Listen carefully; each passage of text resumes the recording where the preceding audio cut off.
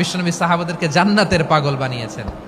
বদরের ময়দানে এই পাশে কোরাইশ, এই পাশে মুসলমানেরা, বিশ্বনবী জ্বালাময়ী ভাষণ দিলেন, বললেন কুমু ইলা জান্নাতিন আরদুহাস সামাওয়াতি ওয়াল আরদ উইদ্দাত লিল মুত্তাকিন।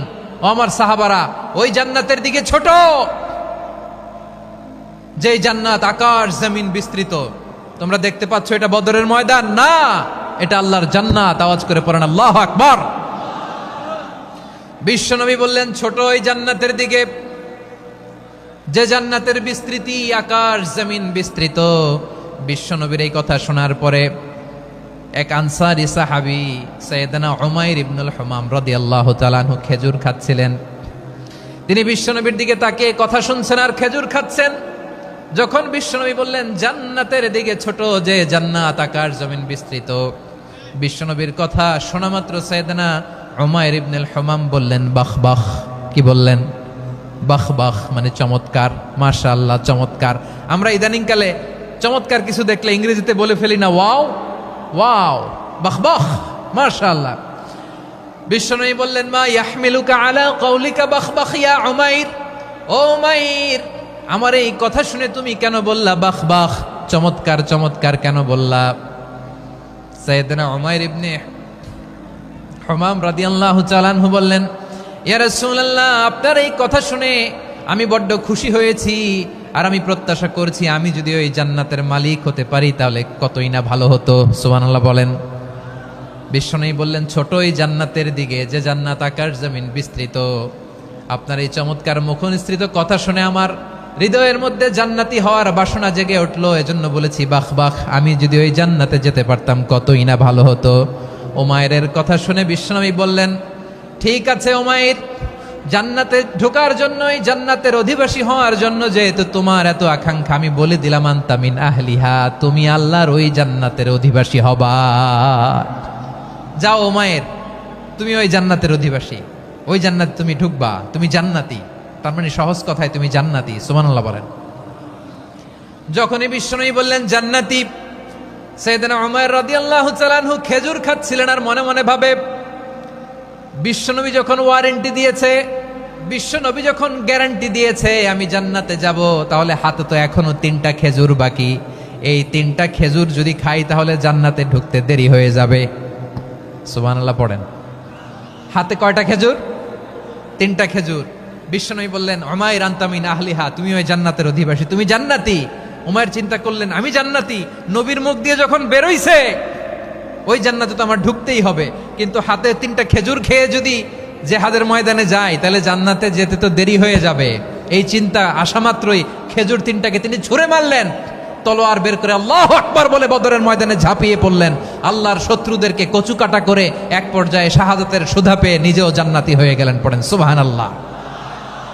আমরা দুনিয়ার বুকে আমরা হয়েছি দুনিয়ার পাগল, ক্ষমতার পাগল, সম্পদের পাগল, খ্যাতির পাগল। বিশ্বনবী তার সাহাবাদেরকে বানিয়েছিলেন জান্নাতের পাগল। পড়েন সুবহানাল্লাহ।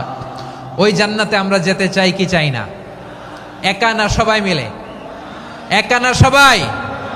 জান্নাতে একা আমি যাব না তো ভাই, তোমাকেও জান্নাতে দলে নিতে চাই। সবাই বলেন জান্নাতে একা আমি যাব না তো ভাই, তোমাকেও জান্নাতে দলে নিতে চাই। পড়েন আমিন। সিলেটের এই ঐতিহাসিক এমসি কলেজ ময়দানে আজ রাতে এই চমৎকার রজনীতে আমরা যেমনি একত্রিত হলাম, আল্লাহর জান্নাতুল ফেরদাউসের জন্য আমরা একত্রিত হতে পারি। আল্লাহ তুমি কবুল করো। সবাই আওয়াজ করে পড়েন আমিন। তাহলে চিন্তা করেন কিভাবে বিশ্বনবী জান্নাতকে চিত্রায়িত করেছেন সাহাবাদের সামনে, কিভাবে চিত্রায়িত করেছিলেন তিনি, যে কারণে সাহাবারা জান্নাতের পাগল হয়ে গিয়েছেন।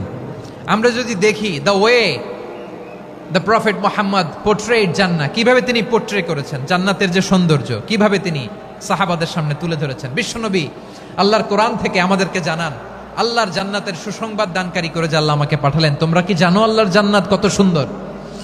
কোরআন থেকে বিশ্বনবী আমাদেরকে জানান ফালা তা'লামু নাফসুম মা উখফিয়া লাহুম মিন কুররাতি আ'য়ুন জাযাআম বিমা কানু ইয়ামালুন। মানুষের কর্মের প্রতিফল হিসেবে কত চমৎকার জান্নাত রব্বুল আলামিন নাজ নেয়ামত দিয়ে পরিপূর্ণ করে আমাদের জন্য প্রস্তুত করে রেখেছেন। পৃথিবীর কোনো মানুষ সেটা জানে না। পড়েন সুবহানাল্লাহ। এটা যে কত সুন্দর, আমাদের আমলের প্রতিদান হিসেবে কত চমৎকার, fantastic, eye catching, fabulous paradise তিনি আমাদের জন্য রেডি করে রেখেছেন। এটা কেউ জানেই না, কল্পনাতেও আনতে পারে না। সুবহানাল্লাহ পড়েন। আবার হাদিসে কুদসিতে বিশ্বনবী ফরমান, রব্বুল আলামিন বলেন, আ'দাদতু লিইবাদিয়াস সালিহিন মা লা আইনুন রাআত ওয়ালা উযুনুন সামিআত ওয়ালা খাতারা আলা কলবি বাশার। আল্লাহ বলেন, আমার নেককার বান্দাদের জন্য এমন চমৎকার জান্নাত আমি রেডি করে রেখেছি, মা লা আইনুন রাআত, কোন চোখ সে জান্নাতকে দেখে নাই, ওয়ালা উযুনুন সামিআত, কোন কর্ণকুহর সেই জান্নাতের আওয়াজ শুনে নাই, ওয়ালা খাতারা আলা কলবি বাশার, মানুষ কল্পনাতেও জান্নাতের ছবি আঁকতে পারে না। সুবহানাল্লাহ, কল্পনাতেও ছবি আঁকতে পারে না। পৃথিবীর যত বিখ্যাত বিখ্যাত ডিজাইনাররা আছে সবাইকে একসাথে বসিয়ে যদি আমরা বলি জান্নাতে যে চেয়ারের মধ্যে আমরা বসবো, এই চেয়ারের একটা ডিজাইন করেন তো, কোটি কোটি ডিজাইনকে একসাথে করা হলেও জান্নাতের একটা চেয়ারের ডিজাইন হবে? প্রিয় সিলেট, আওয়াজ করে বলো, জান্নাতের একটা চেয়ারের ডিজাইন তারা করতে পারবে না। কেমন জান্নাতে আমরা যাব?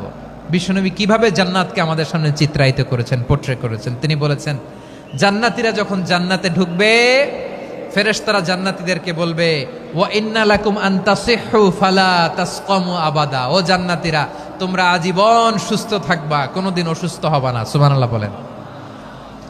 আচ্ছা, আজকের এই মাহফিলে যারা এসেছেন কোনোদিন অসুস্থ হন নাই, এরকম কে কে আছেন? হাত তোলেন তো দেখি।